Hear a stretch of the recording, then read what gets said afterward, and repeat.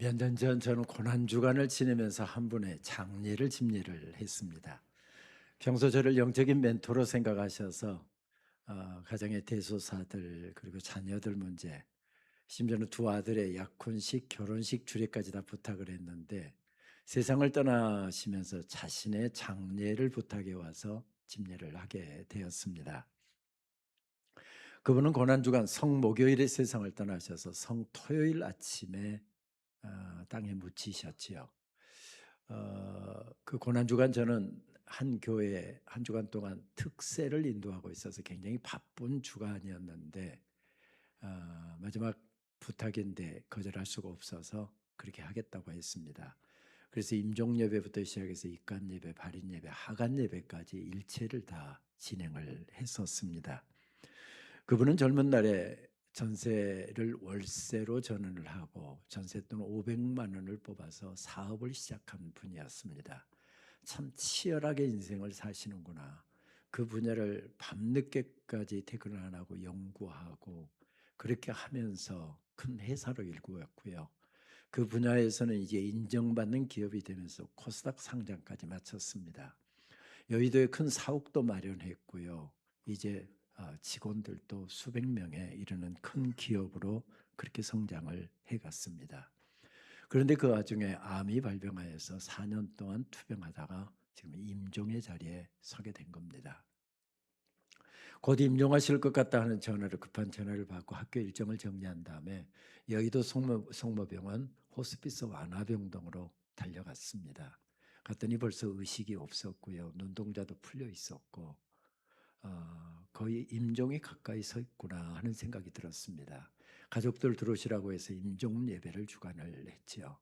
마지막 말씀이다 생각이 돼서 성경을 읽고 그분에게 마지막 권면을 이렇게 드렸습니다.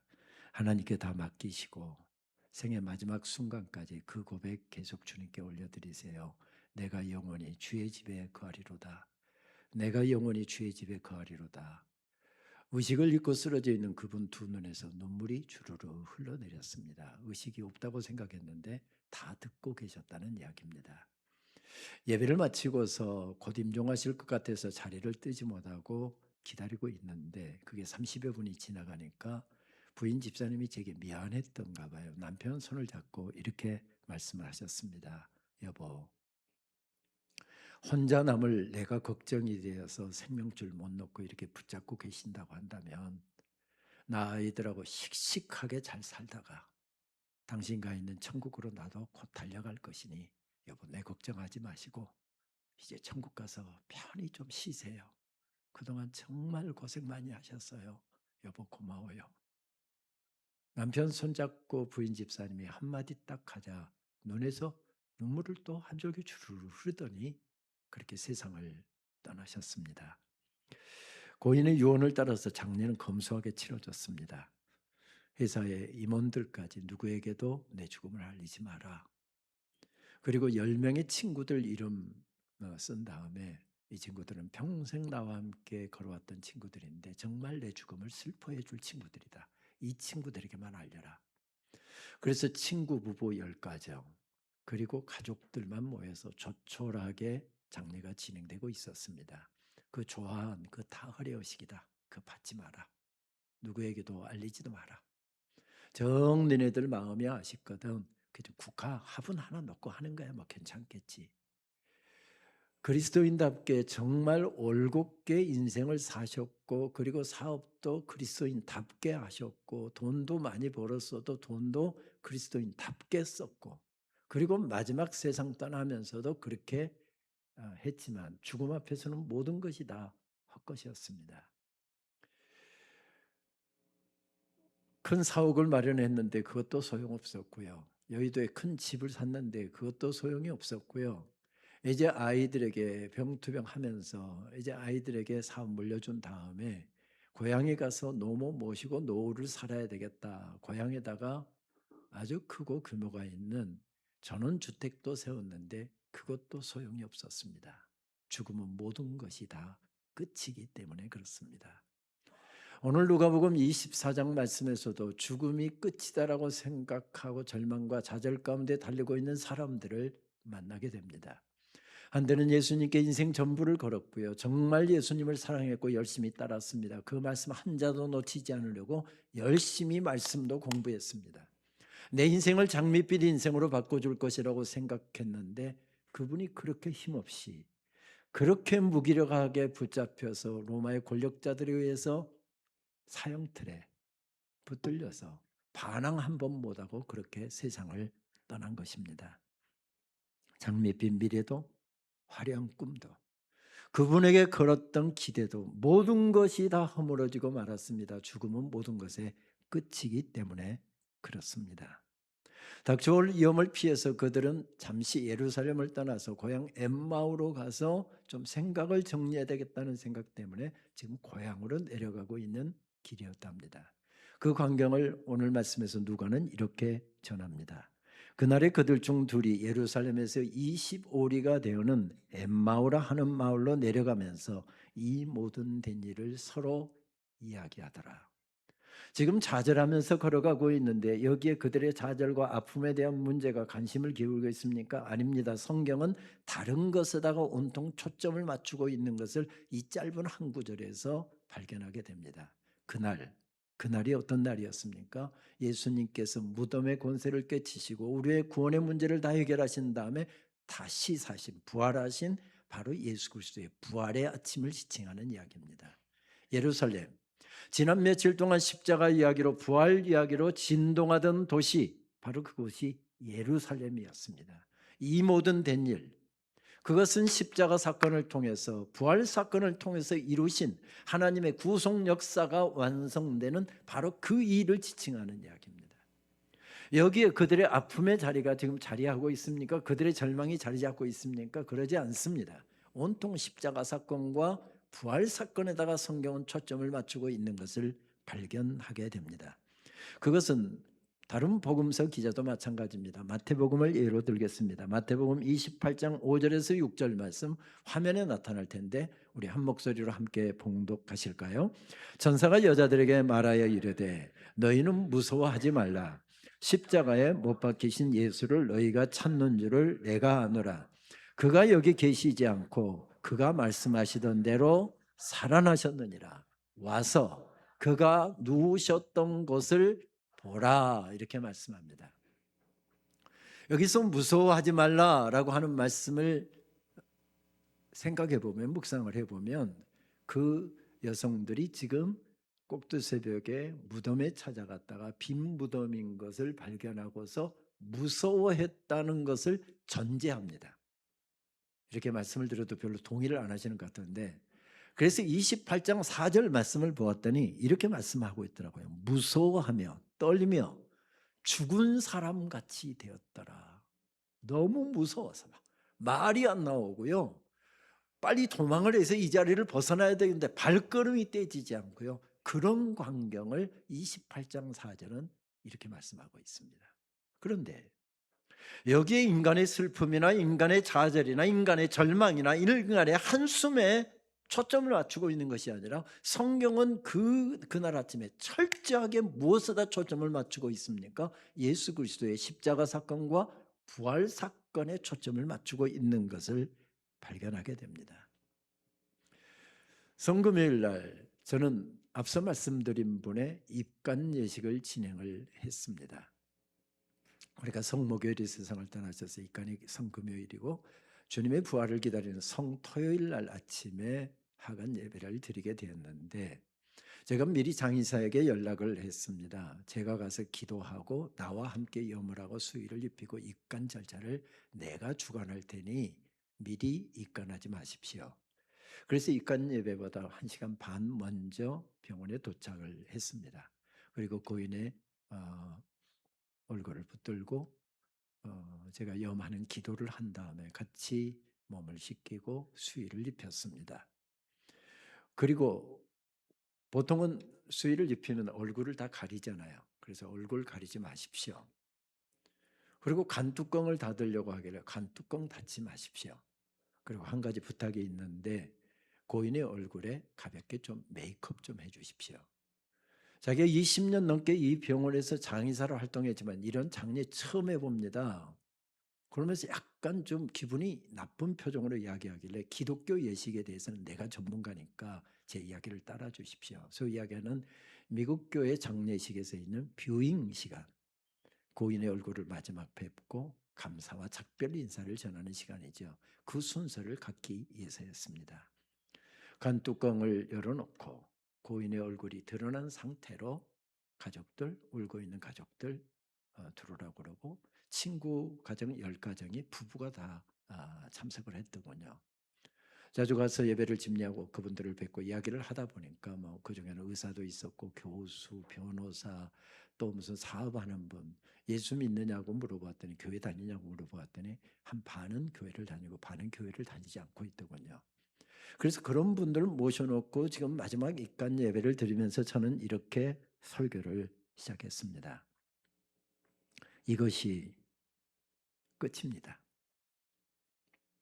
이제 간 뚜껑이 닫히게 되면 이 땅에서는 더 이상 사랑하는 남편, 사랑하는 아빠, 사랑하는 친구의 얼굴을 볼 수 없게 될 것입니다. 이것이 마지막입니다. 아직 예수님을 모르고 있고 오늘 나를 구원하시기 위하여 십자가에 달리신, 말씀드렸던 것처럼 성금요일이라고 말씀드렸잖아요.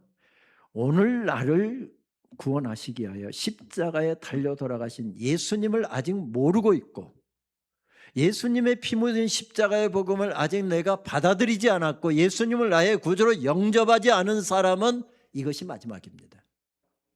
그 사람에게는 천국도 허락되지 않을 거고요. 그 사람들은 천국도 믿지 않을 거니까 그 사람들은 이게 마지막입니다. 그러니 고인에게 그동안 고마웠다고 마지막 작별 인사를 전하십시오. 이것이 끝입니다. 하지만 십자가의 보혈을 믿는 사람, 예수 그리스도께서 십자가에서 나의 죄의 문제를 해결하셨고 오늘 부활하셔서 죽어도 사는 영원한 산 소망을 우리들에게 허락하셨다라고 하는 예수 그리스도의 부활과 십자가를 믿는 사람, 예수님을 나의 구주로 영접한 사람들에게는 하나님의 자녀가 되는 특권이 주어졌기 때문에 그들에게는 천국이 선물로 예비되어 있습니다. 그런 사람들에게는 이것이 마지막이 아닙니다. 우리는 천국에 가서 다시 만나게 될 것입니다. 그러니 작별 인사 대신에 천국에서 다시 만나자고 인사를 전하십시오. 그렇습니다. 죽음은 모든 것의 끝입니다. 남편이 숨이 끊어졌으니, 아빠가 남편이 숨이 끊어졌으니, 친구가 64 그렇게 많지 않은 나이에 큰 사업 뒤로 남겨두고 그렇게 세상을 떠났으니 모두가 슬퍼하면서 울고 있는 그 자리는 분명히 죽음의 자리고 모든 것이 끝난 자리입니다. 하지만 예수 그리스도를 믿는 사람들에게는 그것이 끝이 아닙니다. 그래서 성경은 예수 그리스도의 죽음이 있었던 바로 그때에 죽음에다 초점을 맞춘 것이 아니라 다른 것에다 초점을 맞추고 있었답니다. 하지만 오늘 누가복음 24장에서 만나는 제자들은 한숨과 절망과 좌절에 사로잡혀서 걸어가고 있었습니다. 왜였습니까? 죽음은 끝이다.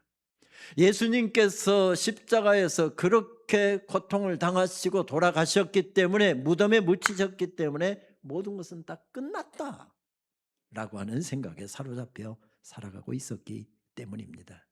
그런데 그곳에 한 줄기 빛이 비춰오고 있었답니다. 가장 최근에 번역된 새 한글 성경, 저희 장로의 신학대학교 성서신학 교수들을 중심으로 해서 번역된 새 번역 성경인데요. 제가 그 새 번역 성경으로 14절과 15절 말씀을 봉독하겠습니다. 그들은 일어난 이 모든 일을 두고 서로 대화를 나누고 있었다. 그들이 대화를 나누며 의논하고 있을 때였다. 예수님이 몸소 가까이 다가오셔서 그들과 함께 걸어가셨다. 그들과 함께 걸어가셨다. 그것도 하루 종일 그들과 함께 걸어가셨다. 주님이 그 제자들과 동행하셨답니다. 버리시기에 아깝지 않는 제자들인데 조직을 개편하려고 하면, 새롭게 시작하려고 하면 이런 덜 떨어진 친구들은 다 내치고 정말 다시 개편을 해야 되는데 버리시기에 아깝지 않는 제자들과 하루 종일 몸소 가까이 다가오셔서 그들과 함께 걸어가셨답니다. 그들의 작은 신음소리도 들어주셨고요. 한숨 섞인 눈물 섞인 그들의 인생의 사연도 들어주셨고요. 절망과 좌절에 몸을 떨 수밖에 없는 아픔의 이야기도 다 들어주셨고요. 그렇습니다. 주님은 우리의 작은 신음에도 응답하시는 분이십니다. 눈이 열리면 주님의 이루는 어디에서나 찾을 수 있습니다. 밤하늘에 달이 밝게 떠 있는 곳에서도 우리는 주님의 이루를 찾을 수 있고요. 예배 자리에서도 우리는 주님의 이루를 찾을 수가 있습니다. 기도할 때, 말씀 들을 때 우리의 작은 신음에도 응답하시는 주님의 이루를 경험하게 됩니다. 지난 5월 어느 날 저는 봄비가 주룩주룩 내리는 날 등산을 했습니다. 오전에 잠깐 비가 온다고 해서 어차피 땀에 젖을 건데 뭐 비 좀 맞고 등산하지.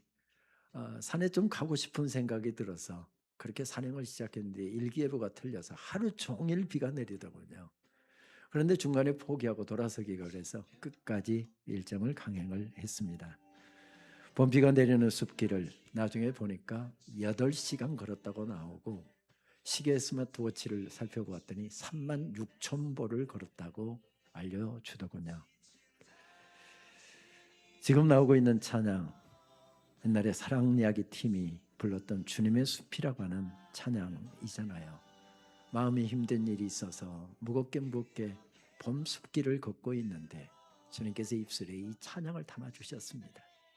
그래서 그 계속 찬양을 부르다가 가다가 찬양을 듣고 싶어서 찬양을 꺼내서 이어폰을 꺼내 그 찬양을 들으면서 계속 숲길을 걸어가는데 어느 한 부분에 가게 되면 나도 모르게 손이 올라오고 나도 모르게 눈물이 흐르는 것입니다. 당신이 지나온 이 거리는 언제나 낯설게 느껴. 그 어디에도 평화 없네. 참 평화 없네. 그렇지만 당신의 앞에 펼쳐진 주님의 숲에 지친 당신이 찾아온다면 숲은 두 팔을 벌려 그렇게도 힘들어했던 당신의 지친 어깨가 이젠 쉬도록 편히 쉬도록 여기 주님의 숲에. 그렇습니다. 작은 신음에도 응답하시는 주님의 이루는 거기에도 준비되어 있었습니다. 저의 작은 신음에 응답하고 계셨고 저의 가슴을 어루만지고 계셨습니다. 그래서 봄비 내리는 날 아침에 앉아서 마음에 담아주신 생각들을 시로 이렇게 정리해 보았습니다. 마음이 힘들 때 산을 오른다. 이로 한 줄기 찾을 수 없을 때 봄산에 오른다. 내 맘 알아주는 이 없어 혼자 외로움에 떨다 터벅터벅 산길 걷는다. 끝없이 이어지는 산길 하염없이 걸을 때 거기 험한 산길 어느 언저리 어김없이 서성거리며 날 기다리시는 분 만나게 된다. 두 팔로 나를 안아주시는 분, 그렇게도 힘들어했던 지친 내 어깨 토닥토닥 그 품에 안겨 한없이 운다. 가슴 벅찬 이로 다시 일어선다. 주님의 숲 거기에서 다시 일어나 앞에 놓인 길 걸어간다. 그렇습니다. 봄비 내리는 그 숲 속에도 주님의 이로는 준비되어 있었습니다. 하물며 예배의 자리이겠습니까? 하물며 주님의 말씀을 듣는 자리이겠습니까? 하물며 찬양하는 자리이겠습니까? 하물며 기도하는 자리이겠습니까? 어디에나 주님은 우리가 아프고 힘들고 주저앉아 버리고 싶은 그 순간에 주님은 여전히 우리 곁에 계시는 분이심을 성경은 알려주고 있습니다. 너의 작은 신음에도 응답하시니. 우리가 즐겨 부르는 찬양은 이 사실을 늘 강조해서 들려주십니다. 하나님 사랑의 눈으로 너를 어느 때나 바라보시고 하나님의 인자함기로서 언제나 너에게 기울이시니 어두움의 밝은 빛을 비춰주시고 너의 작은 신음에도 응답하시니 너는 어느 곳에 있든지 주를 향하고 주만 바라볼지라. 말씀을 준비하다가 이 찬양이 듣고 싶어서 찬양을 틀어놓고 말씀을 준비하는데요, 우연히 보니까 밑에 댓글들이 그 찬양 밑에 쭉 달려있더라고요. 오늘은 33년 동안 사랑하며 살아온 우리 남편 중증 치매와 골절로 요양원 입원하는 날입니다. 만감이 교차합니다. 부디 어깨뼈 골절 고통 없이 잘 낫고 맑은 정신으로 다시 일상으로 돌아올 수 있기를 간절히 기도합니다. 부디 나만은 잊어버리지 말기를. 이어지는 사연도 가슴이 저렸습니다. 50개월 된 아들이 자폐증을 앓고 있습니다. 아직 말을 못하고 대소변도 못 가립니다. 지능은 2살에 멈춰섰습니다. 주님, 저희 아들을 불쌍히 여기시어 언어 능력 회복시켜 주시고 솔로몬의 지혜와 슬기를 주옵소서. 아들이 걸어갈 인생길 걸음마다 함께 하시어 주님의 전능하신 능력으로 함께하여 주시옵소서.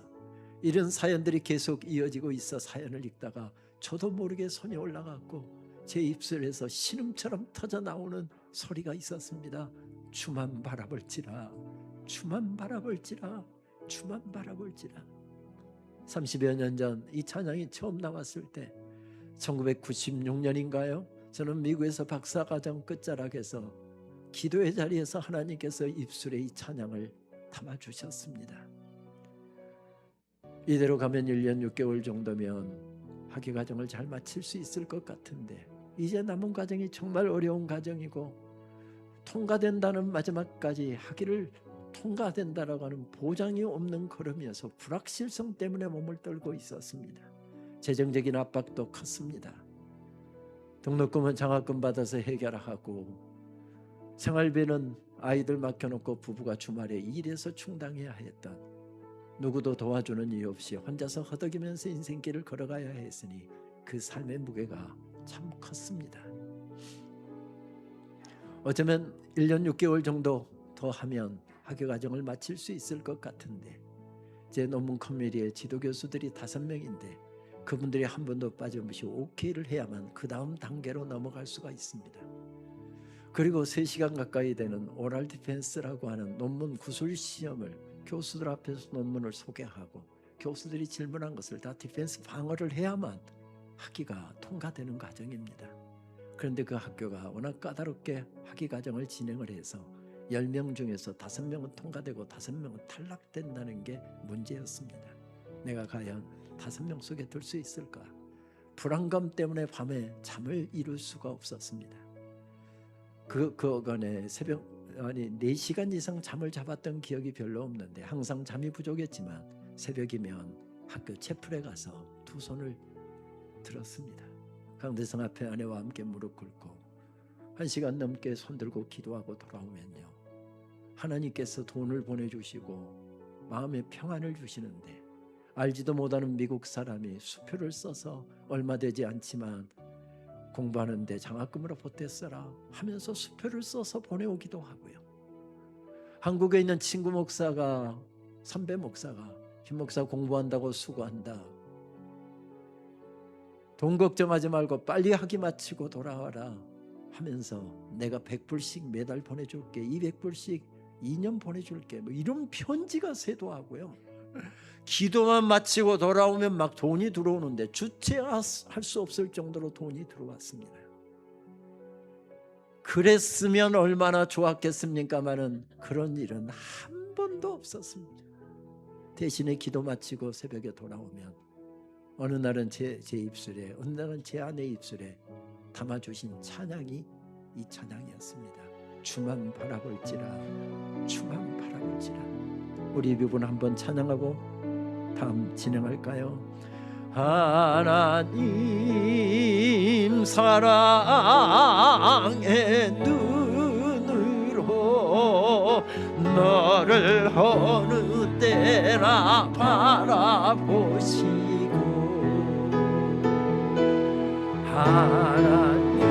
하나님인 자 기로서 언제나 너에게 기울이시니 어둠의 밝은 빛을 비춰주시고 어둠의 어둠에 밝은 빛을 너의 작은 신음에도 응답하시니 신음에도 응답하시니 어느 곳에 있든지 주를 향하고 주만 바라볼지라.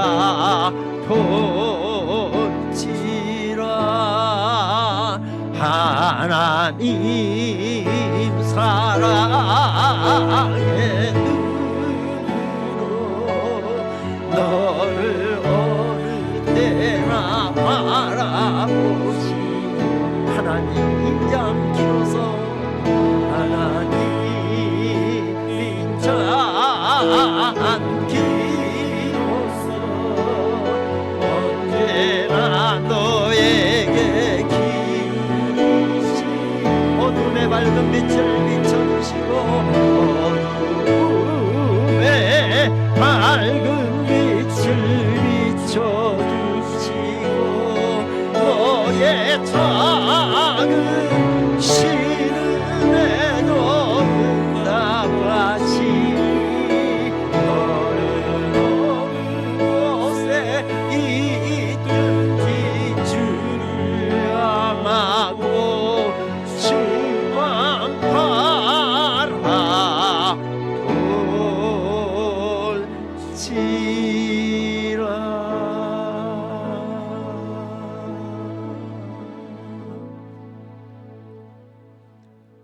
방황하고 있을 때, 좌절하고 있을 때, 실망하고 있을 때, 한숨 쉬고 있을 때, 작은 신음 토해놓고 있을 때 주님은 가까이 오셔서 그들의 아픔의 소리도 들어주셨고 그들의 눈물도 닦아주셨고 절망으로 얼룩진 그들의 인생의 이야기도 들어주셨답니다. 문제는 진정일 주님께서 함께 길을 걸어가고 계시고 작은 위로에 만족해야 했지만 그들은 여전히 그분이 예수님인 줄을 몰라보고 있었답니다. 아니 어떻게 대낮에 예수님과 하루 종일 길을 걸어가는데 그 예수님을 알아보지 못했다는 게 말이나 되는 이야기입니까? 예수님은 전의 모습 그대로 가지고 부활하셨다. 이것이 성경의 증언인데 다른 모습으로 부활하신 것도 아닌데 예수님을 몰라봤다. 이것은 납득하기가 어렵습니다. 더군다나 그들이 이렇게 하루 종일 걸어가면서도 예수님을 알아보지 못하고 걸어갔는데 성경은 여기에 대해서 과학적인 설명을 해주고 있지 않습니다. 논리적인 설명을 추가하고 있지 않습니다. 딱 한 줄로 이렇게 그냥 가볍게 넘어가고 있습니다. 그들의 눈이 가리워졌습니다. 그들의 눈이 가리워졌습니다. 예루살렘은 높은 지대에 있고 엠마오는 좀 낮은 지역에 서쪽으로 향해 나가는 지역이 낮죠. 그래서 전에 예루살렘에서 엠마오로 내려가는데 버스로 계속해서 내리막길을 달리더라고요. 옛날에는 버스길이 없었을 테니까 산길로 바위로 덮인 산길을 따라서 걸어갔을 것입니다. 육신의 눈이 정확하게 작동하고 있었기에 예루살렘에서 고향 가는 길을, 그것도 험한 길을 정확하게 길을 찾아서 내려가고 있었다는 이야기입니다. 그들의 눈이 가려졌다는 이야기가 무슨 이야기일까요? 믿음의 눈,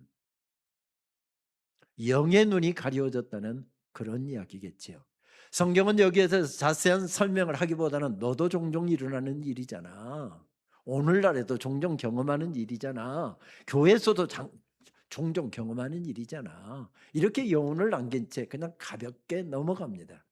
문제는 오늘 말씀 마지막 부분에 이분들이 이 제자들이 눈을 뜨고 다시 예루살렘으로 올라갔다 말씀이 그렇게 끝을 맺고 있습니다. 예수님을 알아보았다는 이야기죠. 어떻게 알아보았습니까? 가장 확실한 방법은 예수님께서 등을 툭 치고 십자가의 상흔들을 만져보게 하시는 것입니다. 그리고 내가 예수다, 내가 부활했다 이렇게 알려주시는 것입니다.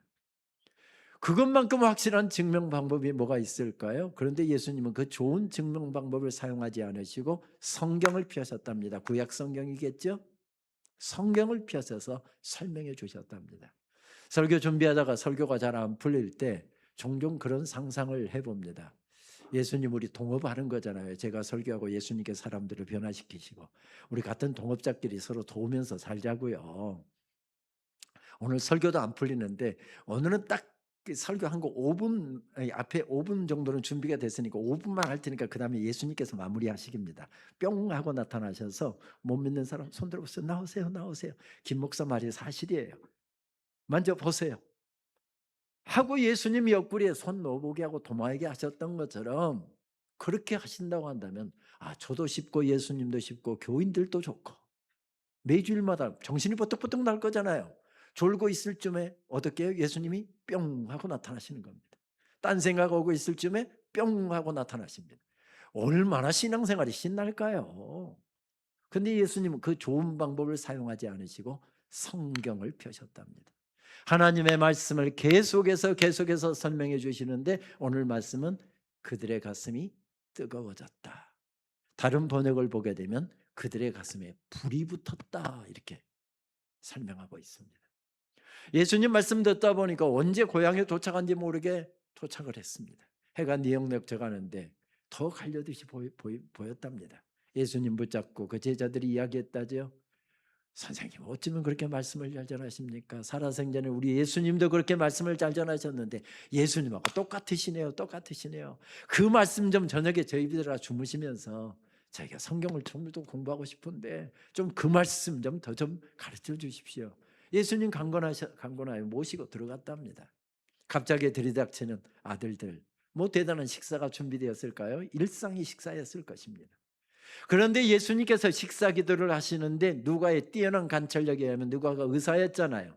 뛰어난 관찰력에 의하면 예사롭지가 않습니다.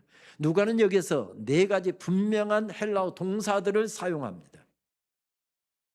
떡을 드시고 영어로 이야기하면 take the bread. 떡을 축사하시고 감사기도 하셨다는 이야기죠. bless the bread. 그리고 떡을 떼셨다. break the bread. 그리고 떡을 제자들에게 나눠주셨다. Give the bread. 4가지 동작을 통해서 예수님께서 그 일을 식사 기도를 하셨는데 그레고리 딕스라고 하는 유명한 예배학자는 이 부분을 설명하면서 이것은 성찬의 사중 행동이었다 이렇게 설명을 합니다. 그러니까 예수님께서는 일상의 식사를 성찬으로 바꾸셔서 제자들에게 나눠주신 것입니다. 어떻게 하다 영의 눈이 열렸답니까? 어떻게 하다 가슴이 뜨거워졌답니까? 말씀을 듣다가 알지 못하고 참석했습니다. 부활의 아침. 오늘이 바로 부활의 아침이잖아요. 본래 안식일은 토요일이었는데 토요일 날 안식일에 가서 예배드렸던 것이 주일로 바뀌어진 이유가 무엇입니까? 이날이 바로 예수님이 부활하신 날이기 때문에 그렇습니다. 우리들의 구속의 문제가 다 해결된 날이기 때문에 그렇습니다. 그러니까 그리스도인들은 부활의 아침에 지금 모여서 우리의 구원의 문제를 해결하신 예수 그리스도께 영광과 경배와 찬송을 올려드리는 것, 이것이 기독교 예배의 핵심입니다. 그 예배에는 말씀 예전이 있고 성찬 예전이 있고 두 기둥으로 구성되어 있잖아요.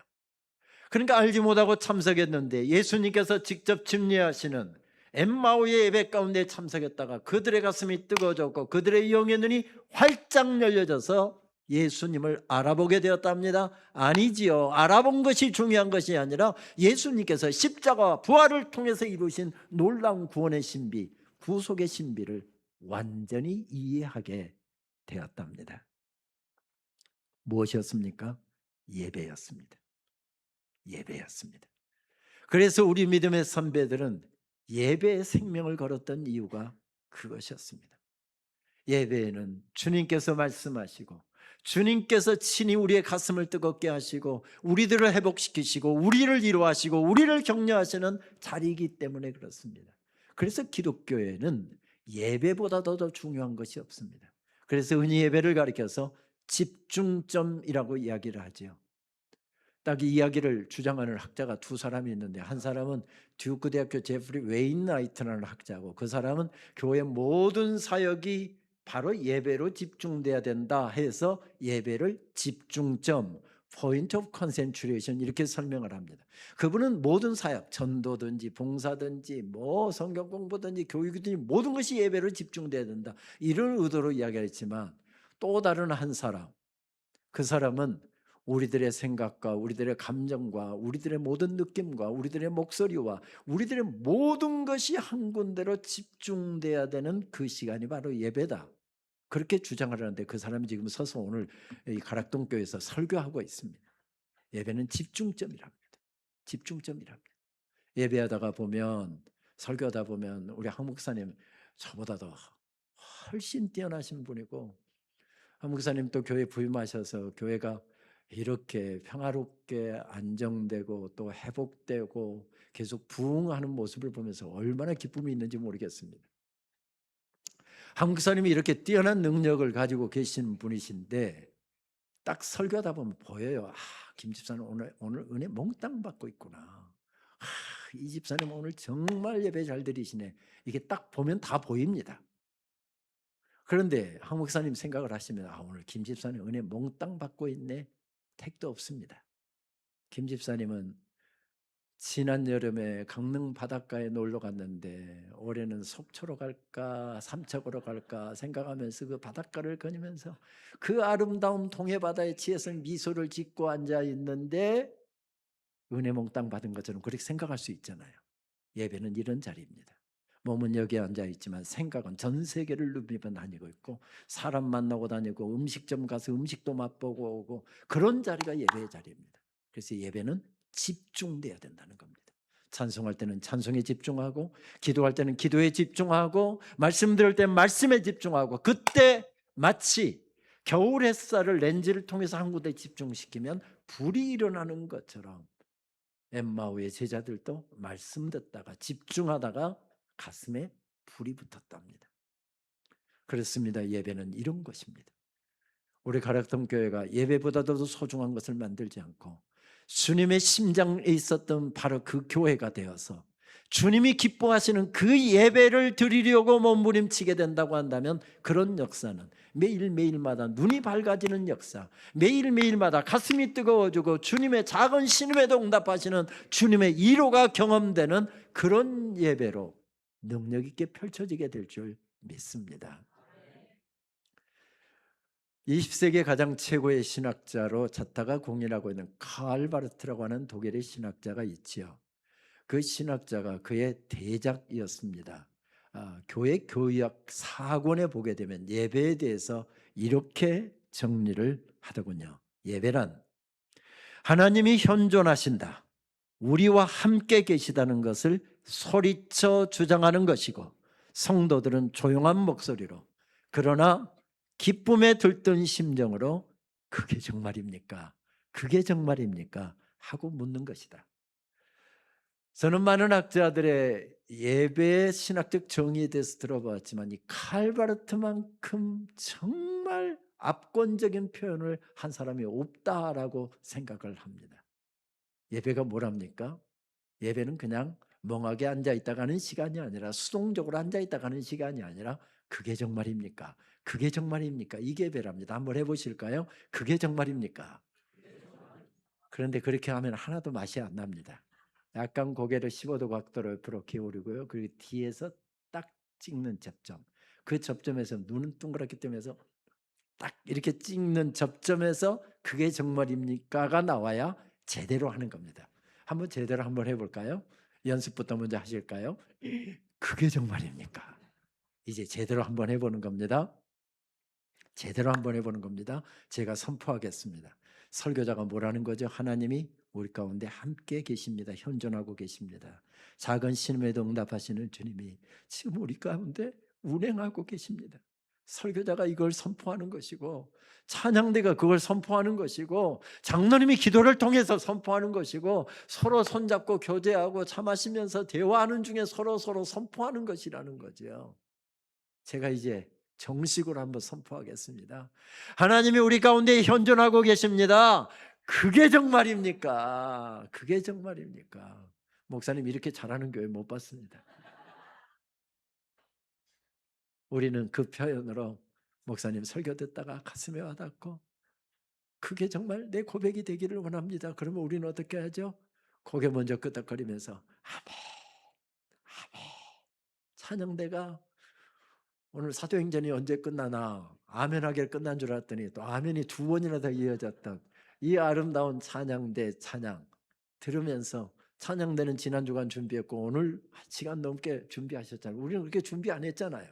근데 찬양대가 준비한 찬양이 하나님 전에 올려질 때 우리는 그 찬양을 우리 것으로 바꾸어서 이렇게 하나님께 올려드리는 겁니다.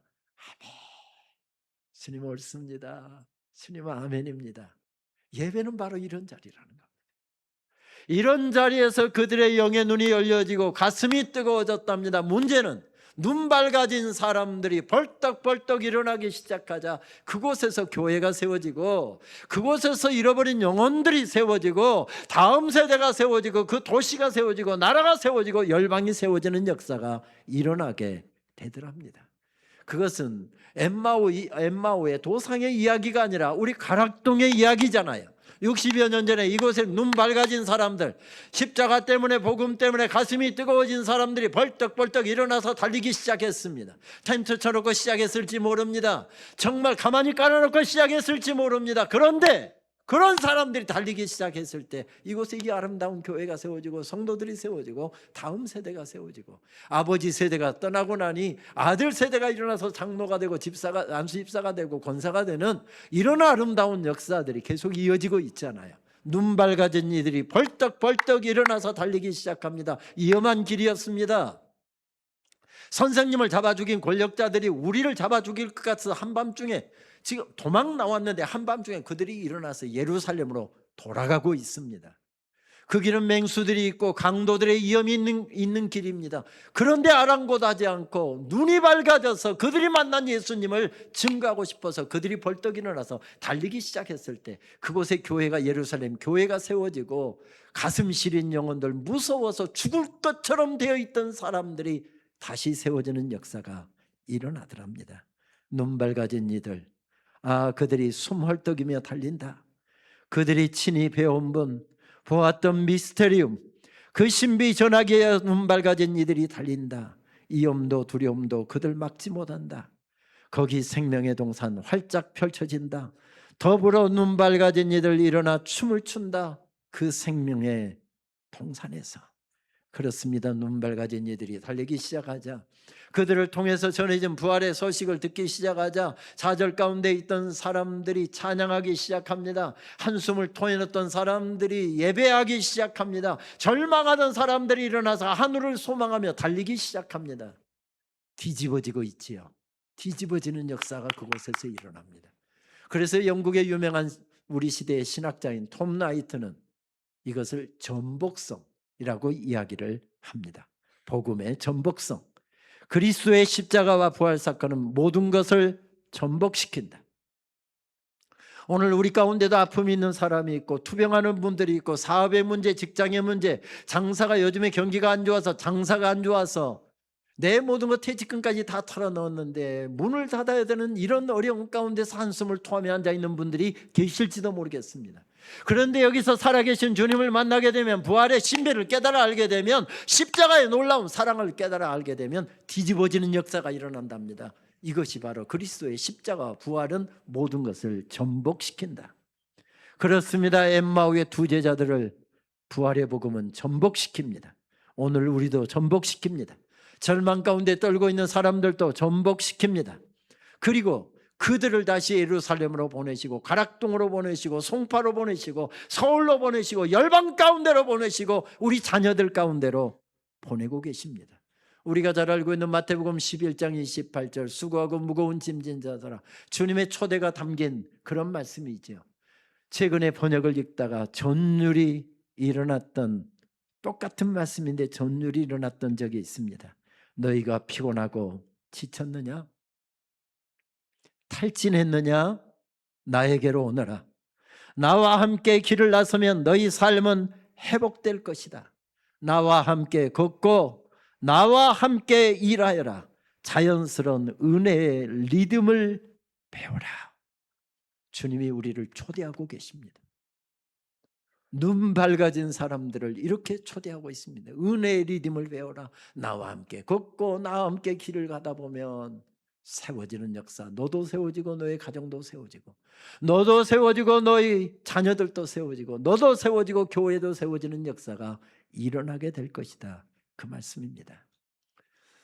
저는 5년 총장직에 있을 때 학교를 공격하고 오후에 좀 그 말씀 같이 나누겠습니다마는 저를 공격하고 학교를 공격하는 세력들이 많아서 참 어려움의 시간들을 가졌습니다.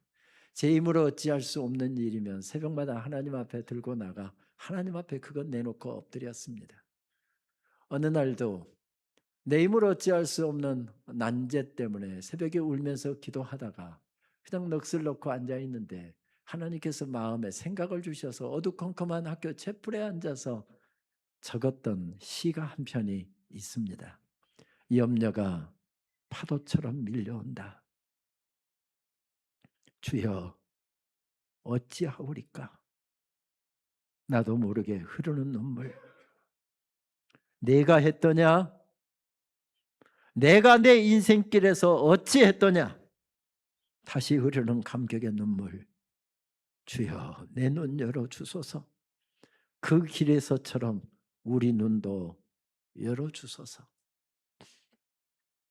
눈 밝아지면 된답니다. 우리가 눈 밝아진 사람으로 벌떡벌떡 일어나 가정으로 돌아가고 삶의 자리로 돌아가고 내일 출근할 직장으로 달려가게 되면 그곳에 하나님의 역사가 계속 이어지게 된답니다. 말씀을 준비하다가 아주 오래전 일이 하나 떠올랐습니다. 지금 생각하면 별것도 아니고 그냥 넉넉히 그 정도면 그냥 넘어갈 수 있었는데 그때는 세상이 절단나는 것처럼 억울하고 분했던 일이었습니다. 미국에 유학 가서 두 번째 학기를 막 시작했을 때였습니다. 아내가 방과 후에 학교에 가서 아이를 차에 태우고 돌아오고 있었습니다. 사거리에서 빨간 신호등을 받고 제일 앞에서 대기하고 있다가 파란 신호등으로 바뀌자 막 출발을 했는데 신호를 무시하고 무리하게 사거리를 건너가려고 하던 백인 운전사가 운전하는 중형 트럭이었는데 이 차가 제 아내 차를 들이받았습니다. 차량은 10여미터로 떨어져 나갔고요. 아이가 처음에 차를 탈 때는 안전벨트를 했는데 피곤해서 뒷자리에 누우면서 안전벨트를 슬쩍 풀었던 모양입니다. 차가 와서 들이받으니 아이가 튕겨나가면서 머리를 심하게 다쳤고 머리가 깨져서 막 피가 철철철 흐르고 있었습니다. 미국은 911이죠. 911에다가 신고를 해놓고 앰뷸런스가 오기를 초조하게 기다리면서 아이 그 상처난 곳에다가 손수건을 맞고 아이를 안고 막 달리기 시작하는데 애가 죽는 듯이 울고 있었습니다.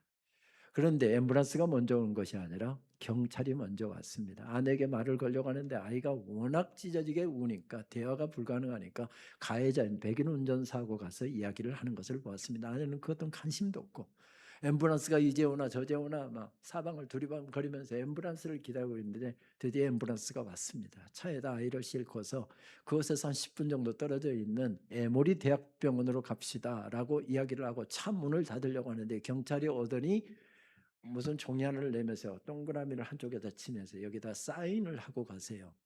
아내는 지금 빨리 아이가 얼마나 다쳤는지 죽을지 살지 모르는 이런 상황이어서 빨리 병원으로 가고 싶은 마음인데 경찰이 가리키는 것에다 그냥 사인을 대충 해주고서 문을 닫고서 병원으로 달렸습니다.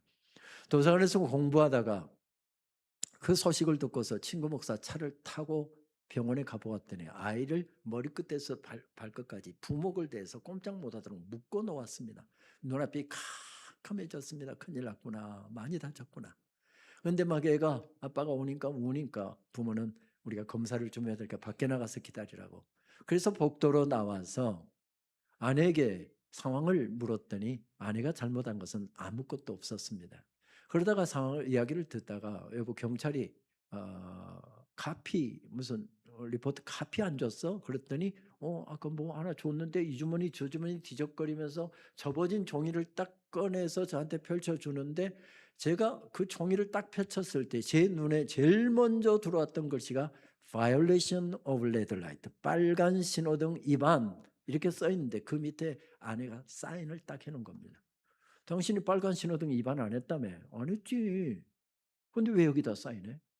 뭔 소리요? 하면서 종이를 보니까 그 글씨 밑에다가 사인을 딱 해놓은 겁니다.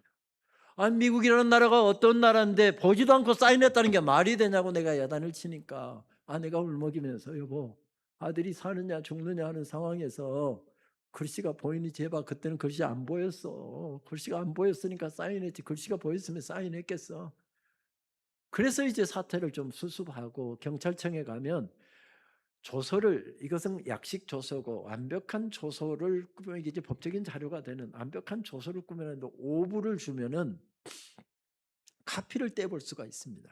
그래서 저는 오부를 지불을 하고서 카피를 떼보았더니 완전히 아내가 신호등을 위반하고 건너다가 이 트럭에 와서 받았다. 이런 식으로 아내가 100% 잘못한 것으로 조서를 꾸며놨더라고요. 그래서 전화번호가 있게 경찰한테 전화를 해서 따졌습니다. 당신은 어떻게 내 아내에게 말 한마디도 물어보지 않았다는데 이렇게 조서를 가해자 이야기만 듣고 꾸밀 수가 있느냐 했더니 전화를 하다가 말하다가 자기가 불리하니까 전화를 끊어버리더라고요. 그 다음부터는 제 전화를 안 받습니다. 돈이 없어서 변호사 살 여력도 없어서 그냥 있는 그대로 내가 가서 변론하지 하고 법정에까지 갔습니다.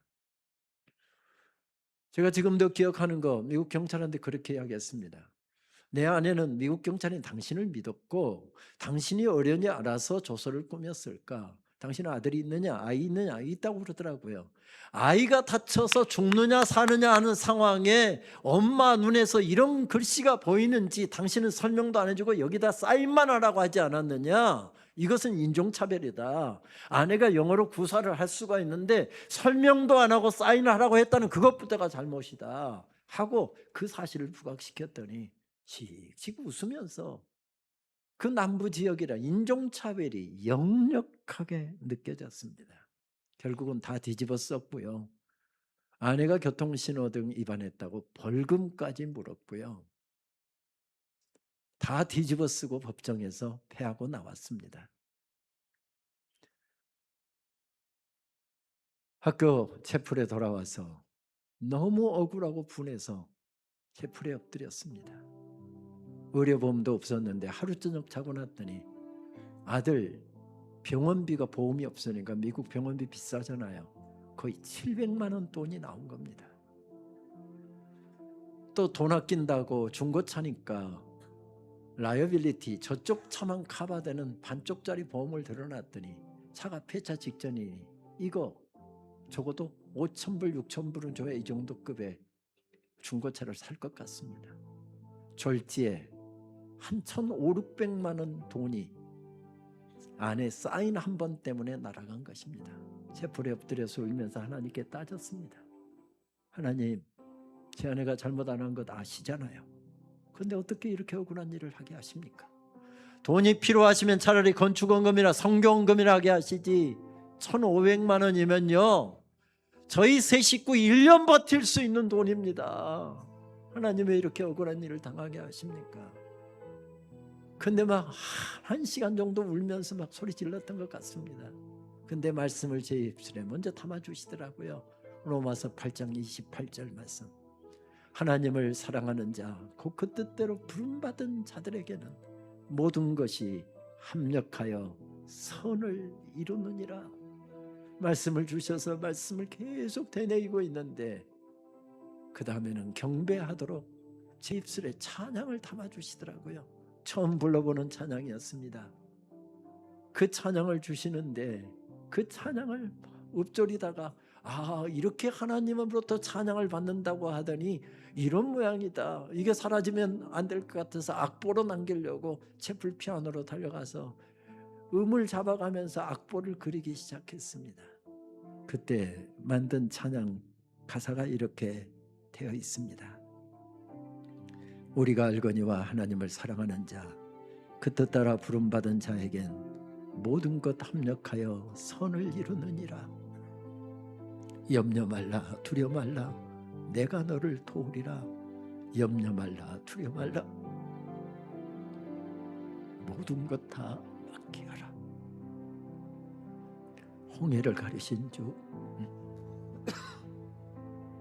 하늘 만나 먹이신 주, 반석에서 물을 내신 여호와, 너를 향한 뜻 가지고 인도하고 계시니라. 도우시리 도우시리 주가 너를 도우시리. 도우시리 도우시리 주가 너를 도우시리. 능력의 오른팔로 주가 너를 도우시리. 3절 아무건 염려 말고 믿음으로 의지하라. 내 구할 것 주님 다 아시니 아무 염려하지 말고 주님께 기도하라. 입히시리 먹이시리 주가 너를 돌보시리. 공중새도 먹이셨다 하물며 너희일까. 능력의 오른팔로 주가 너를 돌보시리. 4절은 제가 한번 부르도록 하겠습니다. 혹시 악보 보시면서 가능하신 분들 함께 부르셔도 좋고요. 너는 내게 존귀한 자, 너는 나의 어여쁜 자, 내가 너의 힘이 되어 주마. 너의 걱정 떨쳐내고 주님만 의지하라. 너는 내게 존귀한 자, 너는 나의 어여쁜 자, 버리지 아니하며 내가 널 사랑하리. 능력의 오른팔로 내가 너를 사랑하리. 할렐루야. 눈이 열리고 나니 보였습니다. 30cm만 앞으로 부딪혔으면 아내가 죽었고 30cm만 뒤로 부딪혔으면 아이가 죽었고, 그것도 도와주는 사람 없이 유학을 가다 보니 돈이 없어갖고 고장 잘 난다는 미국 중고차를 샀거든요. 조금 더 돈이 있는 사람은 고장이 장고장이 거의 없는 일제 중고차를 삽니다. 근데 저는 돈이 없어서 미국 중고차를 샀습니다. 미국 중고차의 특징은 기름을 많이 먹습니다. 그런데 차는 든든합니다. 아주 견고하게 만들었으니까요. 만약에 일제차를 탔으면 30cm 앞으로 부딪혔던 뒤로 부딪혔던 아내도 죽고 아들도 죽었을 것이다. 그것이 차 고치는 전문가의 이야기였습니다. 은혜였습니다. 눈이 열리고 나니 보였습니다. 보였습니다. 그렇게 눈 밝아진 이들이 벌떡 일어나서 달리기 시작합니다. 부활의 신비를 보았고 십자가의 놀라운 사랑을 보았고, 보았던 사람들이 가슴에 그 놀라운 신비를 안고 한밤중에 예루살렘을 향해서 달리기 시작하자 예루살렘 교회가 세워집니다. 가슴 시린 영혼들이 세워집니다. 오늘도 눈 밝아진 이들이 벌떡벌떡 각처에서 일어나 달리기 시작한다고 한다면 교회가 세워지고 사역이 세워지고 잃어버린 영혼들이 세워지고 가슴 시린 영혼들이 세워지는 역사는 계속되게 될 것입니다. 지난 고난주간 한 주간 동안 저는 어느 교회 고난주간 성주간 특세를 인도했습니다. 주제가를 주 예수 나의 산 소망이라고 하는 잘 많이 부르지 않는 찬양이었는데 평양 땅에서 이 찬양이 울려 퍼졌다. 신의 악단이 나오면서 이 찬양이 한국교회에 널리 불리는 찬양이 되었는데 교인들하고 6일 동안 목이 터져라고 이 찬양을 불렀습니다. 그리고 저는 부활주일에 다른 교회 가서 설교를 하게 되었는데 부활절에도 그 감격이 너무 커서 그 찬양을 부르지 않을 수가 없었습니다. 부활절 그 짧은 설교에서도 이 찬양을 같이 불렀습니다. 그리고 성령 강림 주일까지 50일 동안 계속해서 이 찬양에 붙들려 살았습니다. 이것은 교회가 시작되게 했던 찬양이고 주님 오시는 그날까지 계속해서 불러야 되는 교회의 주제가이기도 하지요. 눈 밝아진 이들의 주제가입니다. 깊은 절망의 수렁 가운데 주님께 닿을 수 없던 우리, 어두운 밤중에 하늘을 향해 주의 이름 나 부를 때 어둠을 뚫고 오신 주사랑 나의 절망 거두셨네. 주님의 공로 다 이루셨네. 주 예수 나의 산소망. 그 누가 주의 자비를 알아 한없는 은혜 측량할까.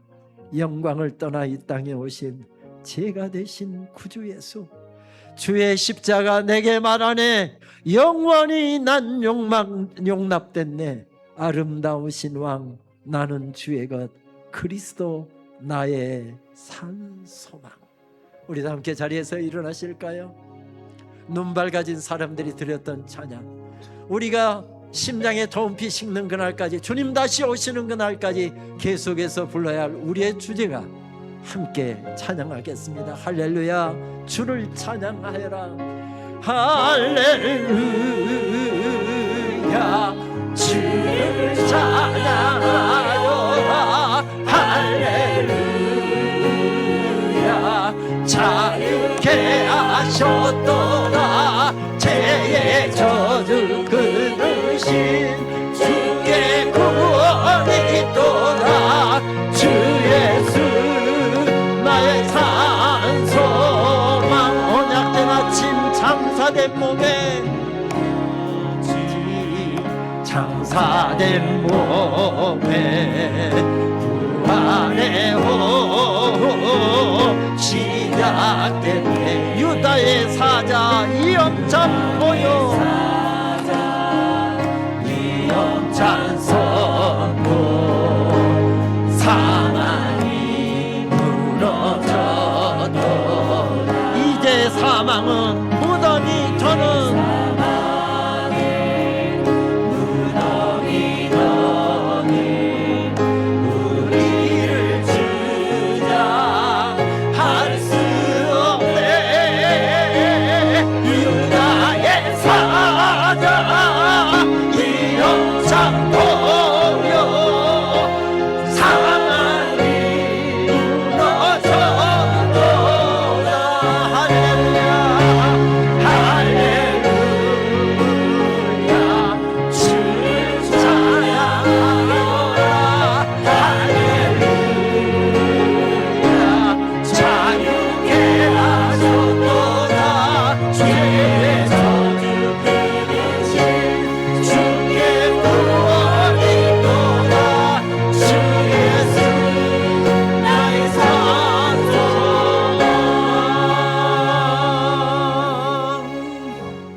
감사합니다. 60여 년 전에 눈 밝아진 노 장로님들이, 노 권사님들이, 노 집사님들이 벌떡벌떡 일어나 달리기 시작했을 때 이곳에 우리 가락동 교회가 우뚝 세워지고, 이렇게 예쁘고 아름다운 우리 성도님들이 우뚝우뚝 세워지게 해주셔서 감사합니다. 우리 항바울 목사님 담임 목사님으로 보내주시고, 주님의 피 묻은 십자가의 복음 가슴에 안고 영혼들을 주님 앞에 세우기 위하여 몸부림치며 달리기 시작할 때 교회는 복음의 능력이 회복되고, 예배의 능력이 회복되고, 말씀의 능력이 회복되어 계속해서 부흥하며 영혼들을 주님 앞에 세우게 해주셔서 감사합니다. 주님 오시는 그날까지 눈 밝아진 이들이 벌떡벌떡 일어나 달리는 그곳에 도시가 세워지고, 가정이 세워지고, 자녀들이 세워지고, 평양 땅이 세워지고, 북녘 땅이 세워지고, 열방들이 세워지는 역사가 힘있게 진행되게 하여 주옵소서. 예수님의 이름으로 기도합니다. 아멘.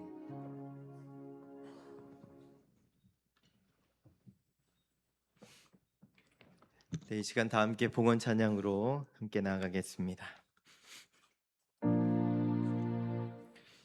나의 하나님 받으소서. 주께 드리는 이 예물은 소리 높여 감사로. 주께 드리는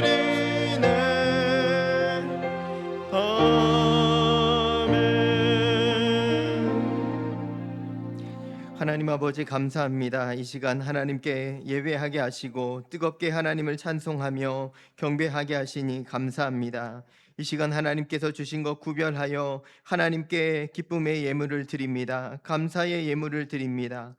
하나님께서 우리의 손을 아버지 손길의 예물을 기쁘게 받아주시고 하나님의 영광 드러내는 인생 계속해서 살아갈 수 있도록 주님 역사하여 주시옵소서. 우리 가락동교회 하나님께서 축복하여 주시고 붙드셔서 하나님의 복음의 도구로 친히 사용하여 주시고 아름답게 쓰임받는 우리 모두가 되게 하여 주옵소서. 그래서 우리 교회를 통하여 우리 지역이 하나님 나라 아버지 온전히 이루어갈 수 있도록 아버지 하나님 이 땅과 열방을 향하여 달려가는 교회 될 수 있도록 주님께서 친히 인도하여 주시옵소서. 모든 삶을 지키시고 우리의 모든 예물 기뻐 받으시는 우리 주 예수님의 이름으로 간절히 봉헌 기도 드립니다. 아멘.